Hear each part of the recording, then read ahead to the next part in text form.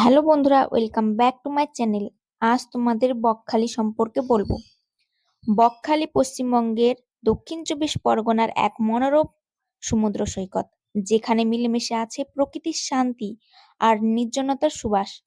8 kilometre দীর্ঘ এই চওড়া সৈকত ঝাউবনের ছায়ায় ঘেরা। এখানে দেখা মেলে হাজারো লাল কাঁকড়ার দৌড়ঝাঁপ ও ম্যানগ্রোভ অরণ্যর সৌন্দর্য।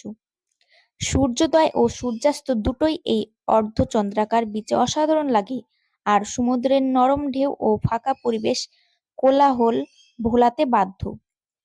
ফ্রেজারগঞ্জ, হেনরি আইল্যান্ড ইত্যাদি নানা দর্শনীয় স্থান সহজেই ঘোরা যায়।